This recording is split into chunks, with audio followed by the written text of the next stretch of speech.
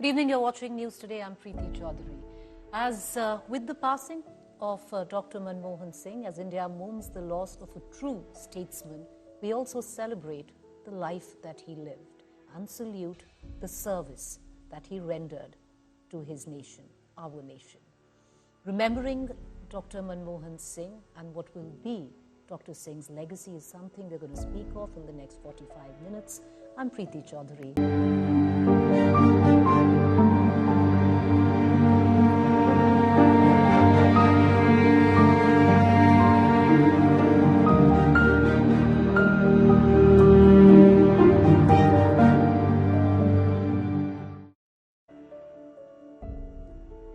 As gently he lived, as gently he governed, as gently he passed. In the national capital, the weather's paying a befitting tribute to him. It's been rain, hailstorm, and thunder. The skies have opened up in mourning and tribute. Well, otherwise, spontaneous outpouring of tribute from across the nation for Dr. Manmohan Singh, who left behind a legacy of transforming India through some of the greatest reforms in the country's history. Top politicians of the nation paid their last respects to Dr. Singh at his residence in New Delhi. Here are some of the top developments. Dr. Manmohan Singh's funeral will be now held at 11:45 a.m. on Saturday at Nigambodh in New Delhi. The Ministry of Defence has been asked to make arrangements for state funeral with full military honours. Prime Minister Modi paid his final respect to Dr. Singh at his residence in Delhi. Prime Minister Modi also stated that Dr. Singh will be remembered as an honest, great economist and a leader who dedicated himself to reforms. Meanwhile, a special Congress working committee was held in Delhi today where discussions were held for an appropriate place for Dr. Manmohan Singh's memorial. Congress President Mallikarjun Kharge wrote a letter to Prime Minister Modi making an appeal for Dr. Singh's memorial at his cremation site. Former Congress President Sonia Gandhi penned an emotional note in the memory of Dr. Manmohan Singh and called him a friend, philosopher and guide. She also asserted that Dr. Singh was an epitome of wisdom, nobility and humility. Tributes poured in from across the world as well. Russian President Vladimir Putin extended his condolences and stated that Russia will always cherish the memory of him. Meanwhile, China also mourned Dr. Singh's passing and extended sincere condolences to his family.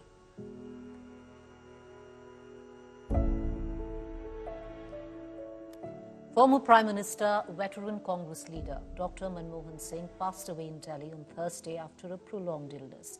Tributes since then have been pouring in, with Prime Minister Modi leading the nation in mourning. He fondly remembered his predecessor as an honest and a humble leader whose legacy will endure. Take a look. Represents a contribution to the successful implementation of this great national enterprise of building an India free from the fear of war, want and exploitation, an India worthy of the dreams of the founding fathers of our republic. India lost the architect of its new economy in former Prime Minister Manmohan Singh late Thursday night. Singh was admitted to the All India Institute of Medical Sciences where he breathed his last at 9:51 p.m. The Narendra Modi government has announced a 7-day national mourning. All government celebrations stand cancelled and the national flag will fly at half-mast in his memory. The last rites of the former Prime Minister will be held on Saturday between 10 a.m. and 11 a.m. with full state honours near the Shakti Sthal in Delhi. Prime Minister Modi paid his final respects to Manmohan Singh at his residence on Friday. He was accompanied by Home Minister Amit Shah and BJP President JP Nadda. एक नेक इंसान के रूप में, एक विद्वान अर्थशास्त्री के रूप में और रिफॉर्म्स के प्रति समर्पित लीडर के रूप में उन्हें हमेशा याद किया जाएगा. President Draupadi Murmu and Vice President Jagdeep Dhankar paid homage to the former Prime Minister. Congress leaders Sonia Gandhi, Mallikarjun Kharge and Rahul Gandhi too paid their tributes to Manmohan Singh. Leaders across the political spectrum hailed Singh as a towering personality who reshaped India's future. Doctor Manmohan Singh ji का हमारे बीच से चला जाना न केवल देश के लिए एक महान क्षति है, बल्कि मेरे लिए व्यक्तिगत भी। मैं अपनी विनम्र श्रद्धांजलि उनको प्रेषित करता हूं और उनकी आत्मा की शांति के लिए ईश्वर से प्रार्थना करता हूं। India's cricket team wore black armbands as a mark of respect to Manmohan Singh as they took the field in Melbourne to face host Australia in the 4th Test. From navigating the 1991 economic crisis to sealing the civil nuclear deal that ended decades-long nuke appetite, Manmohan Singh leaves a great legacy. Bureau Report, India Today. Let's bring in our consulting editor, Rajdeep Sardesai, who joins us now, who penned an emotional note this morning in the memory of Dr. Singh, someone who's watched him very closely in his functioning through the 2 terms where he served as Prime Minister and before that as Finance Minister. Rajdeep, today when you look back and you actually speak to a generation that really doesn't know what Dr. Singh stood for, how do you think he should be remembered?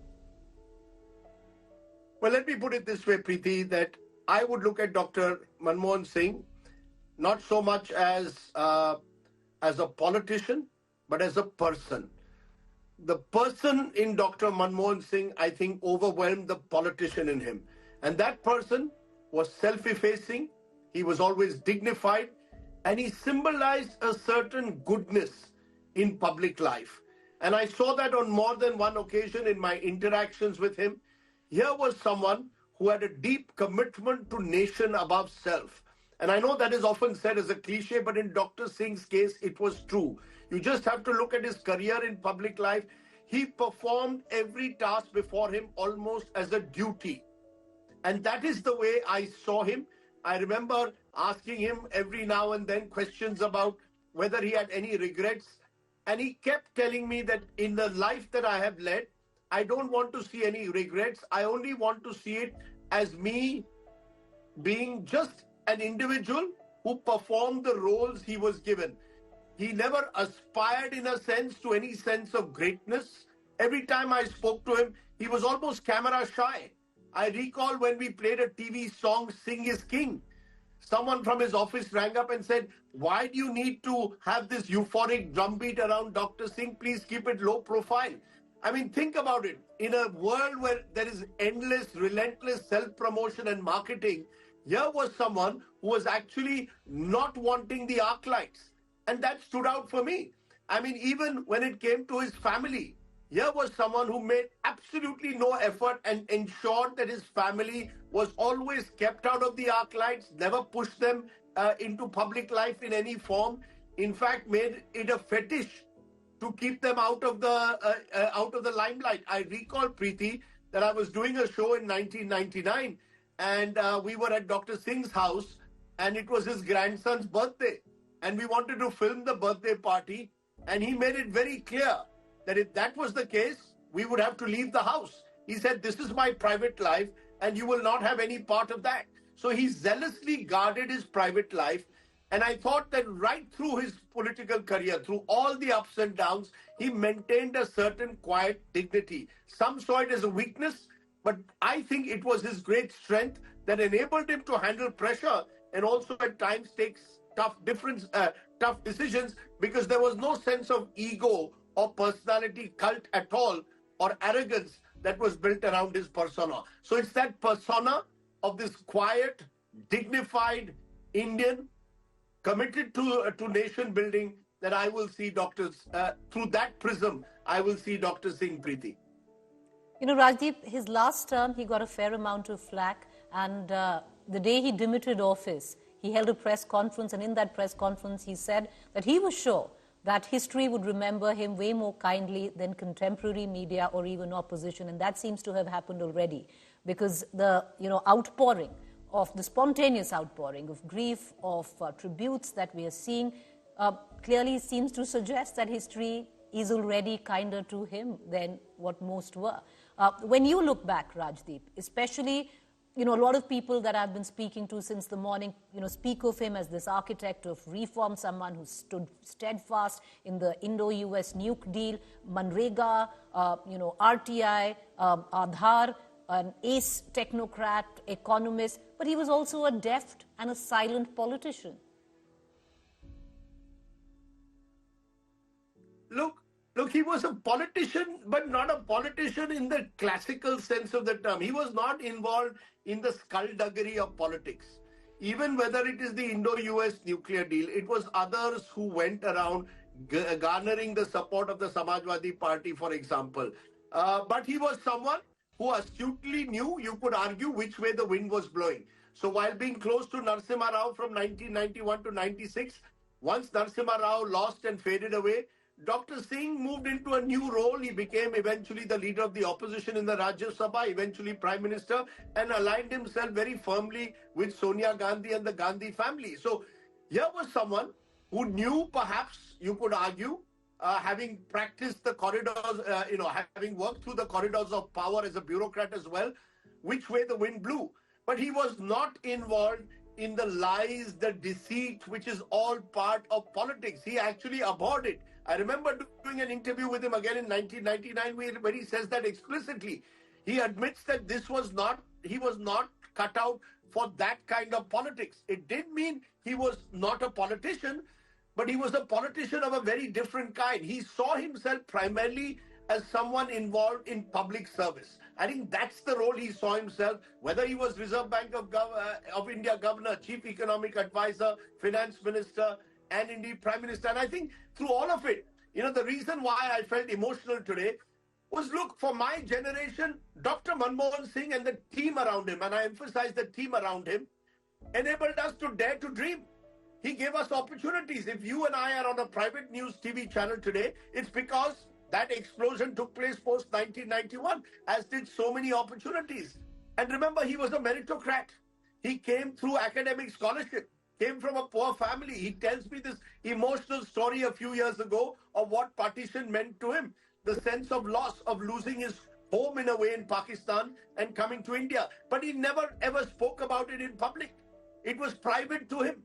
And he was, that day, for the first time I saw him 2 years ago when I spoke to him about this, he was getting emotional. And his wife had to stop us. Gursharanji was the big boss in the house and say, "Chaliye, Dr. Singh, ab chai pi lete hain." That was the man. And I think we need to recognize that. He was a true meritocrat who then created opportunities for many others to grow. And that's why I think for my generation, I would like to see Dr. Singh as a man who enabled India to dare to dream post-1991. Well, you're right there, Rajdeep, because cutting across party lines now, not just one politician, most people use their humble origins as possible political currency, but it didn't happen with Dr. Singh. But away from that, Rajdeep, you speak of, P.V. Narasimha Rao, you speak of Sonia Gandhi. Those were the two political jugalbandis that Dr. Singh had. However, in his accomplishments, in that 2 terms, in those 10 years as Prime Minister of India, if you need to tell a generation or speak to a generation who really doesn't know anything about it, how would you explain it to them? Look, he was a middle-class hero. You asked me, why do you think there is this euphoric, why there have been these sort of heartfelt tributes to him? It's partly because, as I said, he enabled a generation to dare to dream about greater opportunity, but the middle-class dream. I think he embodied what the middle class has hoped for, which is, of course, position, power. The middle class also would like a stake of that. But because I think there is a sense that when you have a scholarly prime minister, someone who's come through academic scholarship, someone who's done it the hard way in a way and made it there, and embodies some of the middle class values of family life, of probity, at least personal probity, you tend to admire him. Joining me now is Abhishek Manu Singhvi, Rajya Sabha MP from yesterday. He's been paying rich tribute to Dr. Singh. Lots of things to say, Mr. Singhvi. When you look back, how do you count your association with Dr. Singh, and how did you see it evolve? Well, Preeti, you've been seeing and hearing a lot of things about his great achievements and his trajectory, holding every important post in the economic sphere in this country. But I always like to talk about him as the person, as the human being. And I think he had extraordinary qualities of head and heart. A person like him to be in politics at all and then to be so successful in public life is nothing short of a miracle. It restores our faith in the virtuous cycle of politics, because that word has become degraded, debased, and devalued over the years. Number one, here is a man with remarkable humility. I have never seen that unfailing courtesy and grace leaving him.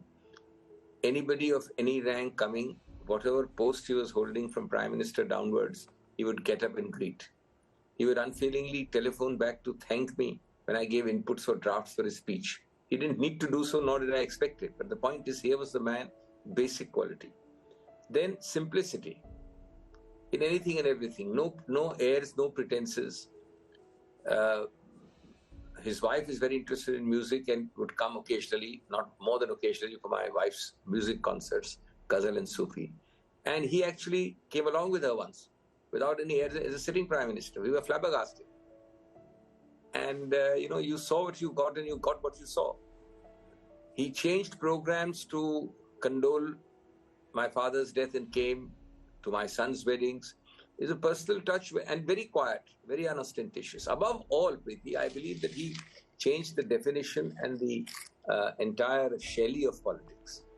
What do I mean by that? And I've tweeted some of that yesterday, and I'm writing tomorrow in the paper some of that. But, he told us that he taught us and he proved that substance matters over form in politics. A lot of us believe the other way around, and it is supposed to be like that if you see things around. But he showed how substance, how understatement can triumph over ostentation, how, academic, deep philosophical perspectives can actually work in policy making and governance and not sensationalism. Fakeness, empty rhetoric, no. Solidity.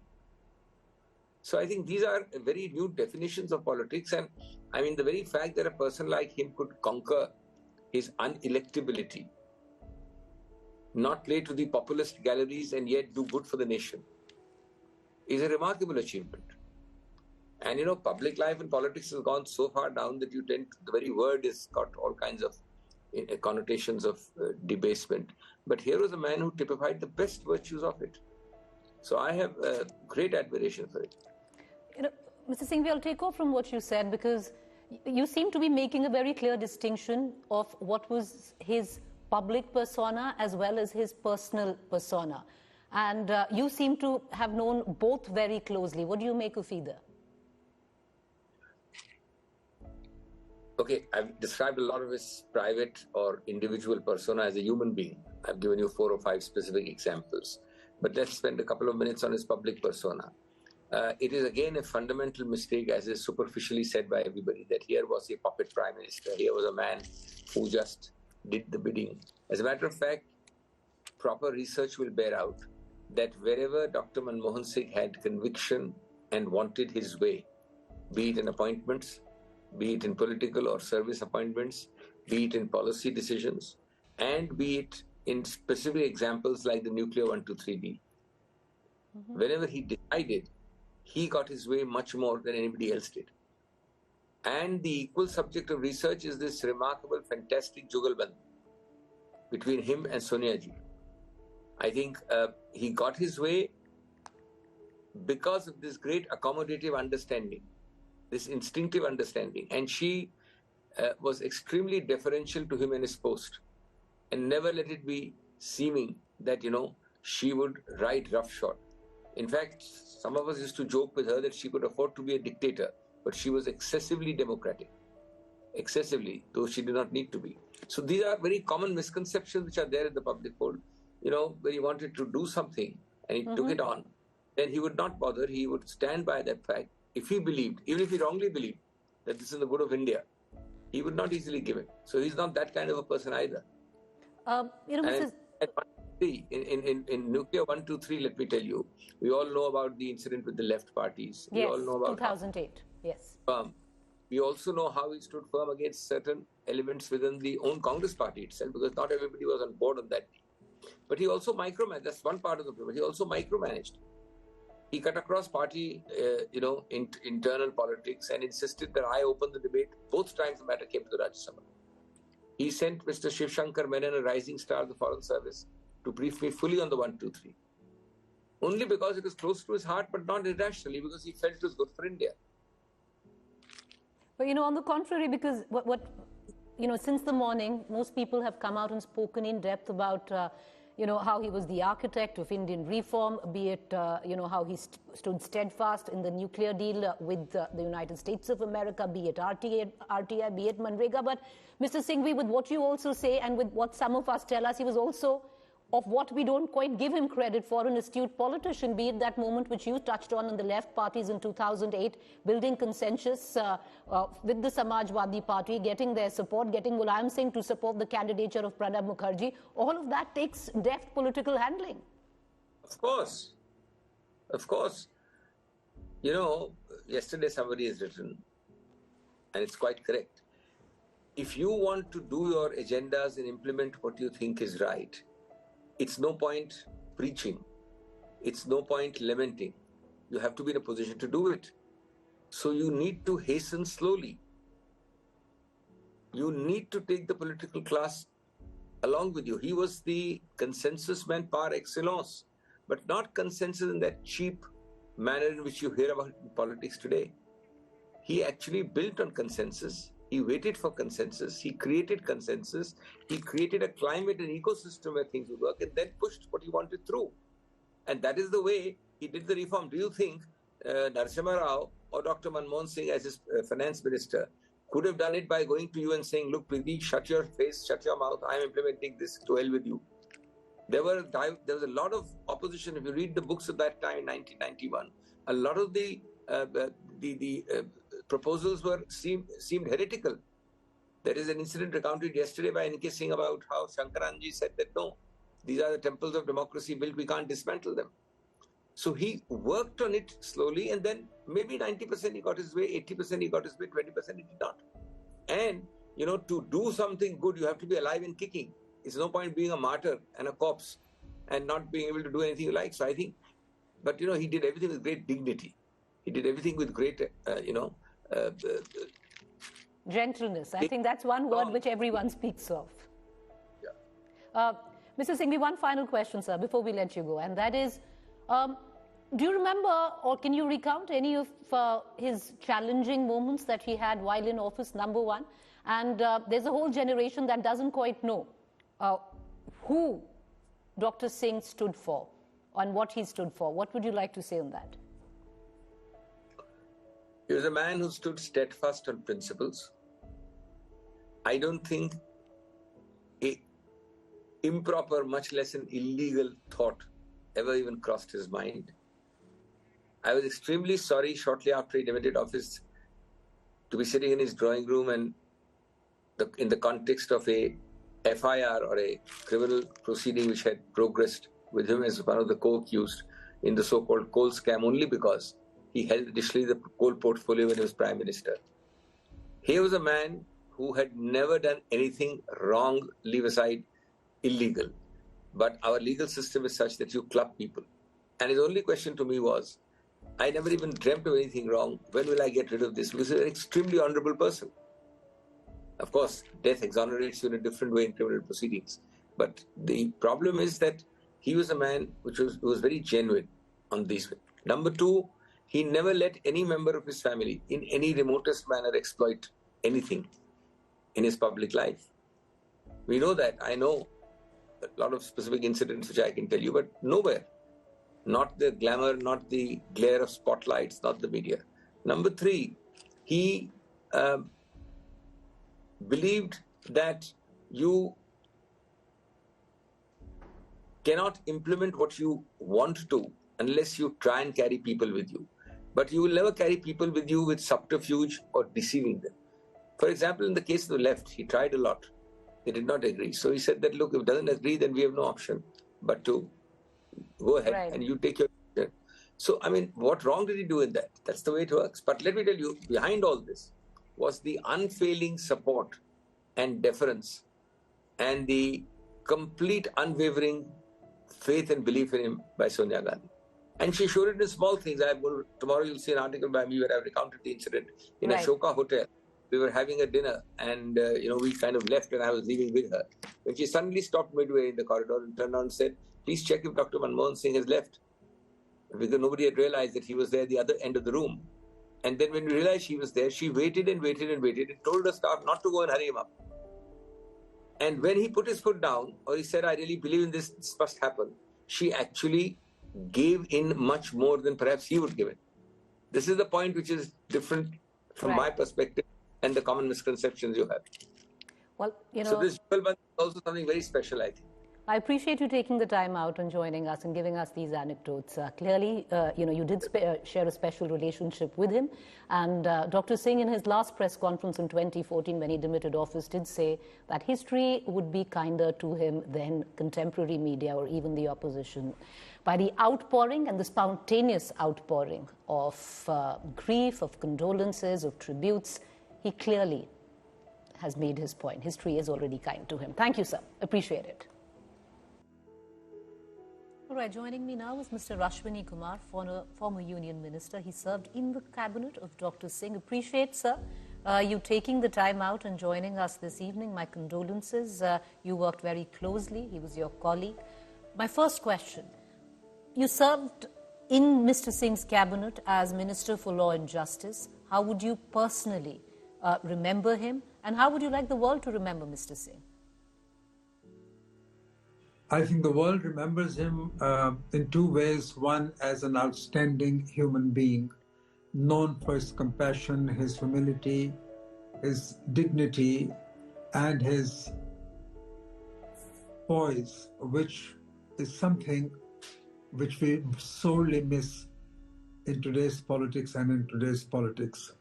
I would also remember him as an outstanding Prime Minister who brought dignity to his office and in the process elevated himself above his office. He was larger than the office he occupied, and of course he had all the qualities befitting that office. People often mistake his simplicity, his humility, his humanity and his compassion and magnanimity as a sign of weakness.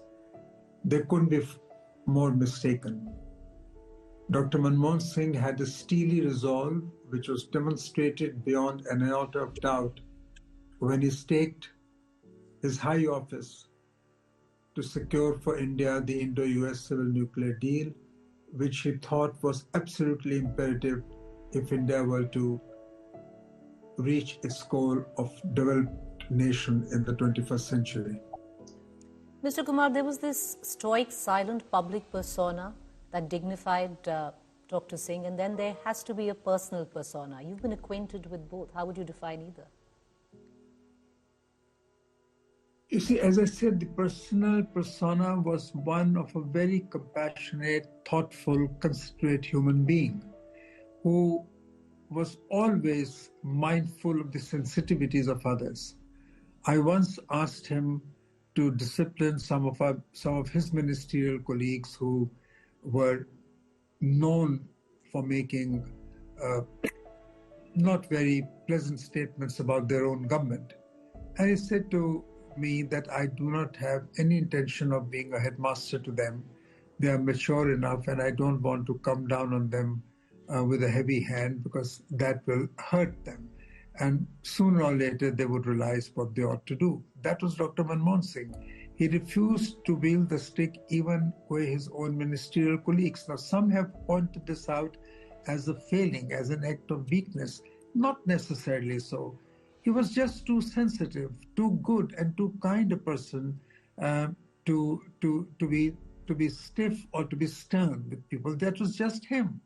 Now, people can interpret it any way they want. And then the stoic persona about what he would not brook. For example, people have accused his government at several occasions of being derelict in many ways. But let me tell you, he never ever compromised with what was right. Not once in my very long association with him for several years and for 7-8 years as minister, not once was there even a hint of the possibility of compromising on principles for a political benefit. And, I must tell you something. One of the well-known criticisms about him is that why did he not resign when the ordinance was torn off? He ought to have resigned at that point of time. I can tell you today that I know that he did consider very seriously resigning. And the only reason he did not resign at that time was not for the lure or for the temptation of being in the high office, but because he did not want to appear to be less than anything but extremely loyal to Mrs. Gandhi, to whom he owed a debt of gratitude.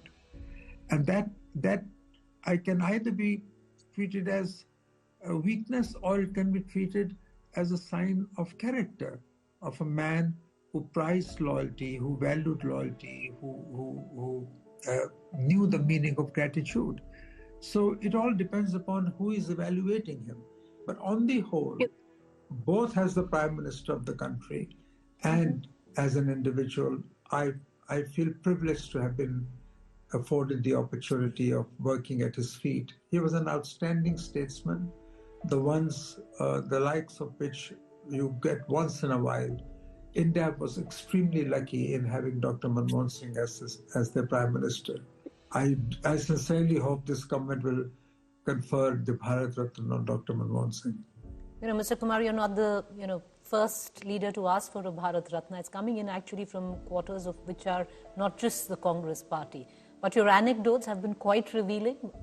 The other question that I wanted to ask you, because you work so closely with him, in his entire repertoire, in his portfolio, if you could pick one hallmark accomplishment, what would it be?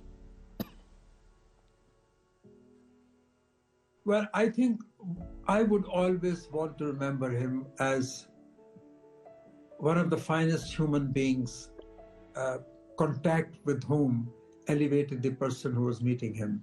Every time I met him, I came away more elated, I came away ennobled. And I've said this on several occasions, that I was privileged to have been touched by his nobility. He was a man who elevated people by his touch, by his warmth, by his, by his overpowering humility. I've said it somewhere that every time I walked into his Parliament House office, or whether as a minister or as an MP, and when he was Prime Minister, he would always insist on leaving me and walking me back till his door. Such humility was actually overwhelming. I once actually held his hand very softly, and later I realized, what have I done? I'm holding the hand of the Prime Minister. I held his hand. I said, "Sir, please do not get up from your seat. You are the Prime Minister after all." He said, "So what? You are my guest. You have come to see me in my office. It is my duty to see you to the door." That was Dr. Manmohan Singh that I would never forget.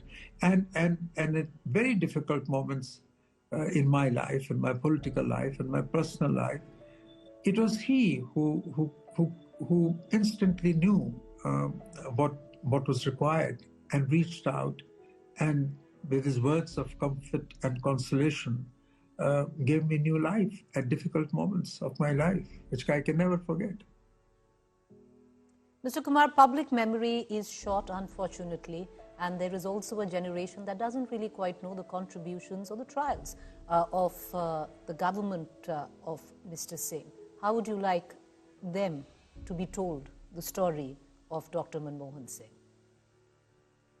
I would say that he was a man of unmatchable integrity who brought dignity to every office he occupied. And if anybody wants to pursue public life or political career, Dr. Manmohan Singh should be one of their role models.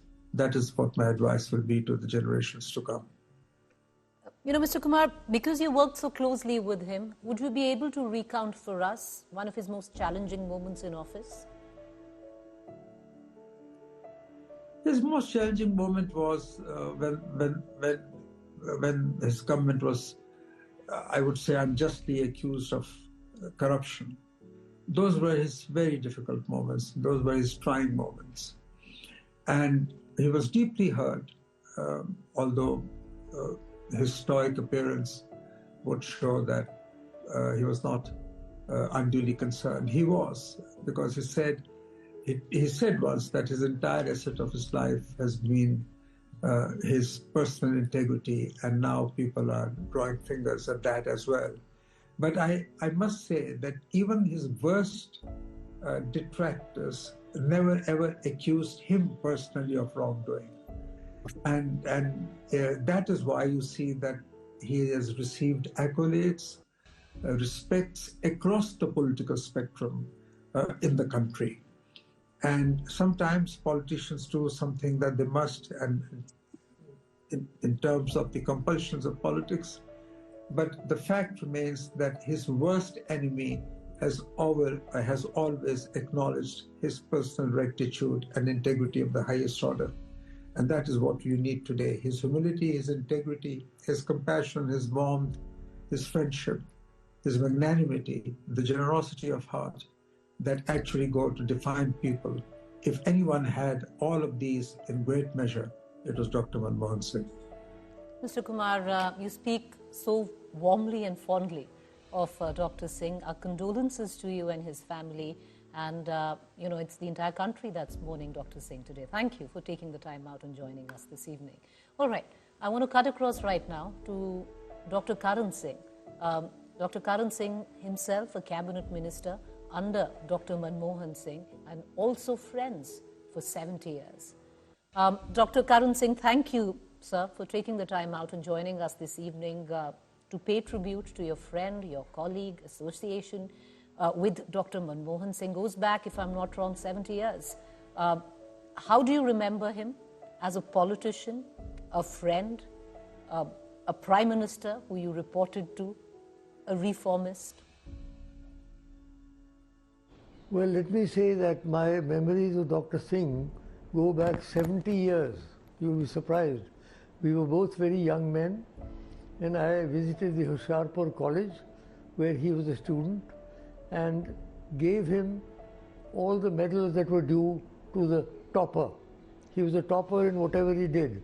So I always joked with him that you have won a lot of medals and prizes around the world, but I gave you your first medal in college. He was a remarkable human being.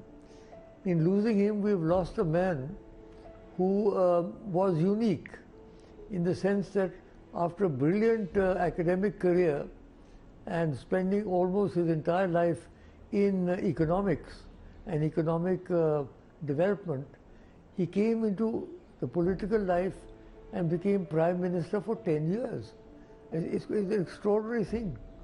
And he was a man of great probity, of great dignity, and great ability.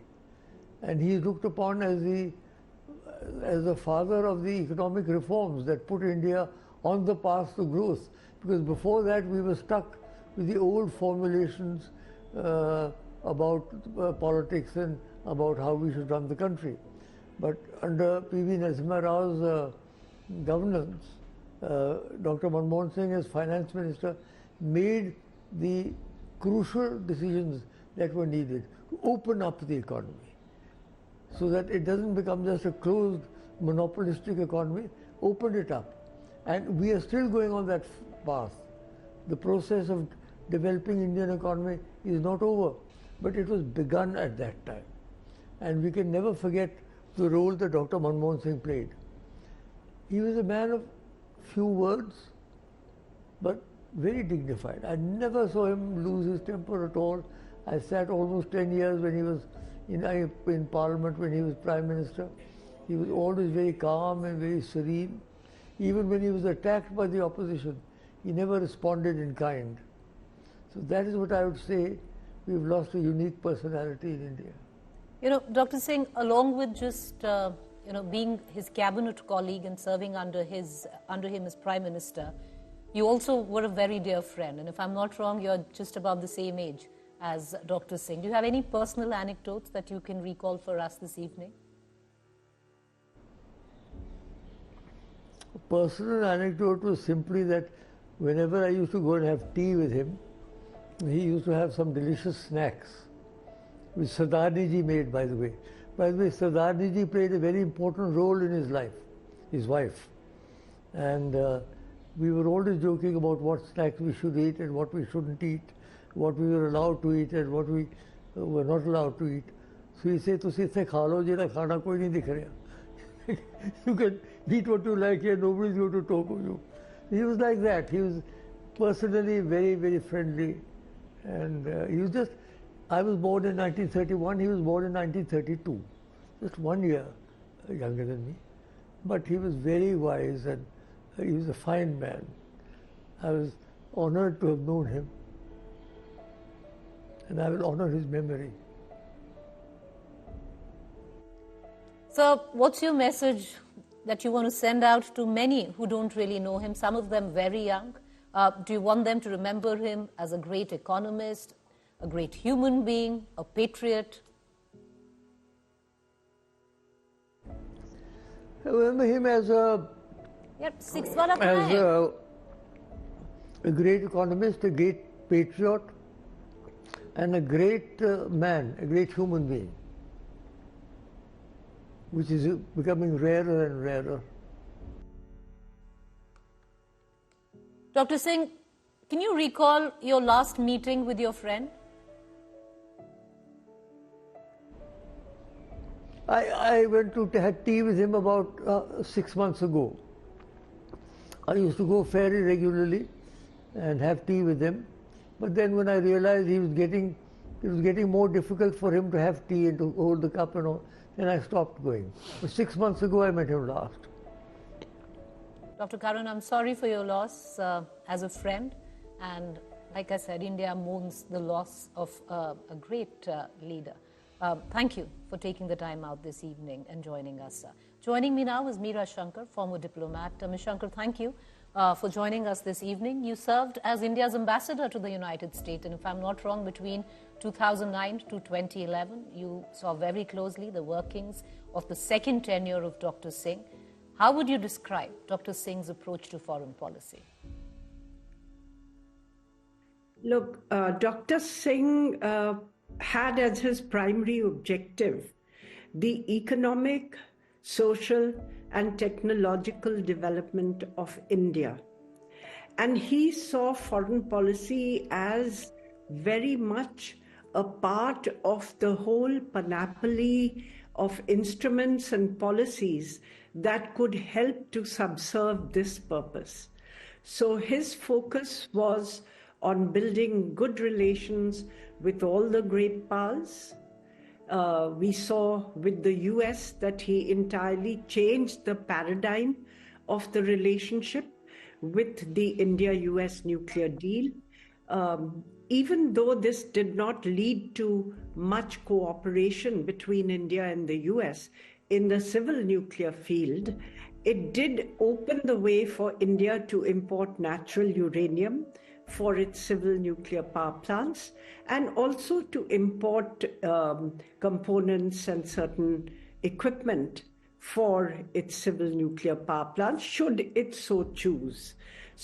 More important, I think, it put an end to an issue which had been a serious bone of contention between India and the US, and which had hobbled the relationship and prevented it from reaching its full potential. With Japan too, he saw the potential for Japan as a partner in India's economic development. With Russia, he built on the strategic partnership which India had traditionally enjoyed. And with China, he built a special strategic partnership in the global sphere, looking to work together to present developing country perspectives on many international issues such as climate change, trade and investment policies, and so on. So for him, foreign policy was very much an intrinsic part of the tools available to promote India's national, social, and technological development. Now you see that very clearly in his neighborhood policy. In the neighborhood, he sought to build a period of peace so that India could focus on what he thought was its core objective, which was to grow economically, overcome the challenges of poverty and development that we were facing, and become a player which could take its rightful place in the Comity of Nations. Ms. Shankar, do you think at all that the policies that were ushered in by Dr. Singh possibly laid the foundation for India's current international standing? Definitely, because you see, your international standing depends a lot on your economic standing. Without economic heft, a lot is reduced to diplomatic posturing. Your ability to shape events, to interact effectively for mutual benefit, all that depends on the economic heft and comprehensive national strength of a country. And I think Manmohan Singh, both as finance minister and prime minister, definitely opened the way to interaction. You know, I was Minister of Commerce in the embassy in Washington in 1991. This was my first stint. Later, I became ambassador. And this was immediately after the economic reforms. Before that, nobody in the US would give us the time of day on the economic front. But because for the first time, opportunities were opening up for mutually beneficial trade, investment, technology collaboration, financial collaboration, you know, so many doors in the US opened to me as a minister in the embassy. And we set up the Indo-US Commercial Alliance. The US set up the 10 Big Emerging Markets Initiative, of which India became one as a focus market for US efforts. We set up a technological partnership. I mean, there were so many things which were happening. And these were happening because the economic reforms in India had made it possible for India to interact with in a broader economic sense. Ms. Shankar, thank you for taking out the time and joining us. With that, viewers, we've reached the end of the show. A rich tribute coming in for Dr. Singh from all quarters. Manmohan Singh, a soft-spoken, cerebral, former Indian Prime Minister who was credited with far-reaching changes that propelled his country's emergence as an economic powerhouse, able to compete with China. He passed away on Thursday in Delhi. Let's take a look at his beautiful journey while we salute him and thank him for his service. Thank you for joining us.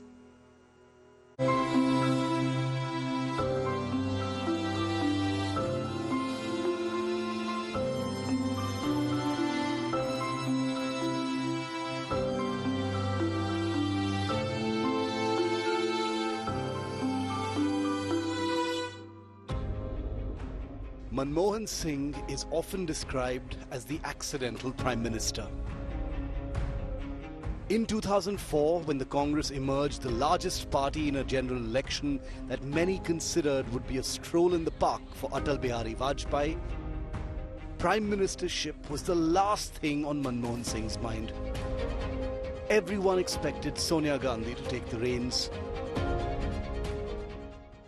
The post of Prime Minister has not been my aim.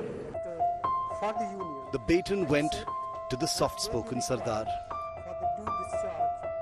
Manmohan Singh took oath as the first Sikh Prime Minister of India on the 22nd of May 2004. I, Manmohan Singh, do swear in the name of God that I will bear true faith and allegiance to the Constitution of India as by law established, that I will uphold the sovereignty and integrity of India. Born on September the 26th, 1932, in a village in the Punjab province of undivided India, Manmohan Singh's journey to the top post was nothing less than inspirational. As a child, he had studied in the dim light of kerosene lamps. Matriculation from Punjab University, a degree in economics from the University of Cambridge, a doctorate from Oxford University in 1962, Manmohan Singh's career as an economist was only getting started. He went on to become the governor of the Reserve Bank of India. A huge turning point came in 1991 when the newly sworn-in Prime Minister Narasimha Rao entrusted Manmohan with the task of getting the Indian economy out of its worst economic crisis ever, that saw the country pledge its gold to avoid defaulting on loans. Together with Rao, Manmohan dismantled the license quota regime and unleashed economic reforms that transformed India, giving birth to a new middle class. Our economy, polity and society have to be made extraordinarily resilient and alert if we are to take full advantage of the opportunities and to minimize the risks associated with the increasing globalization of economic processes. We have to accept the need for restructuring and reform if we are to avoid an increasing marginalization of India in the evolving world economy. Years later, as Prime Minister, Manmohan walked the tightrope, balancing the party's expectations and the real mechanics of governance.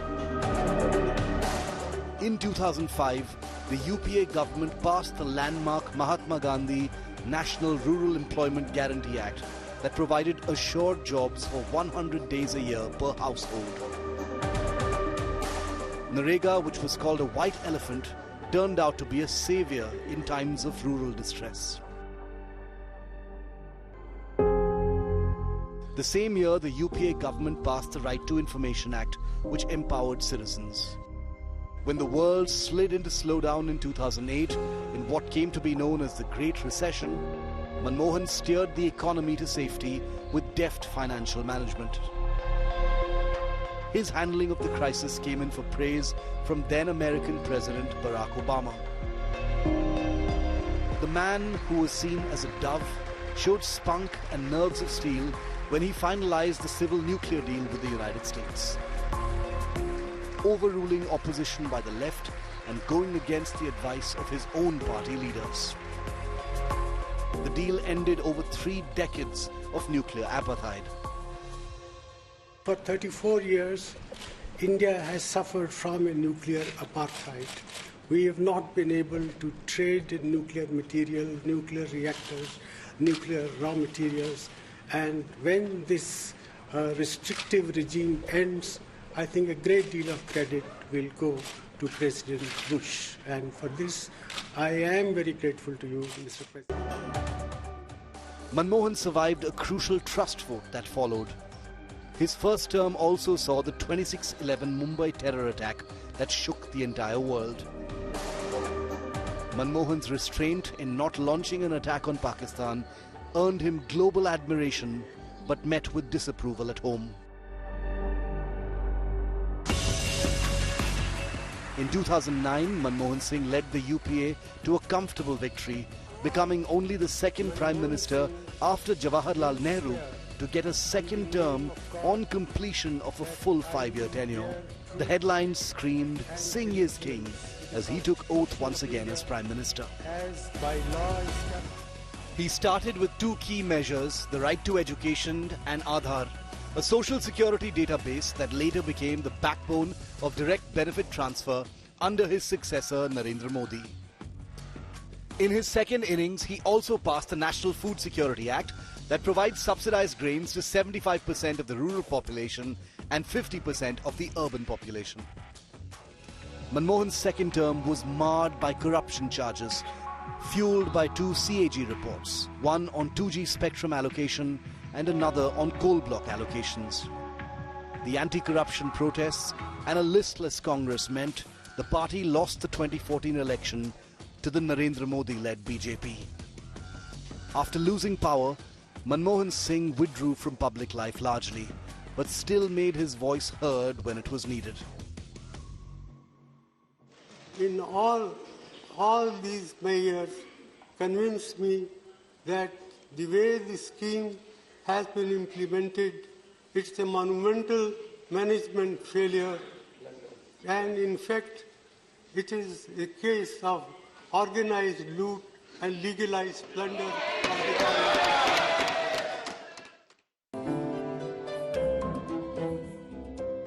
In August 2023, he came to Parliament in a wheelchair to vote against the Narendra Modi government on a bill putting duty above self, an act admired by even his political rivals. Doctor Manmohan Singh ji wheel chair में आए, vote किया। एक सांसद अपने दायित्व के लिए कितना सजग है, उसका वो उदाहरण है। सवाल ये नहीं है कि वो किसको ताकत देने के लिए आए थे। मैं मानता हूं वो लोकतंत्र को ताकत देने आए थे।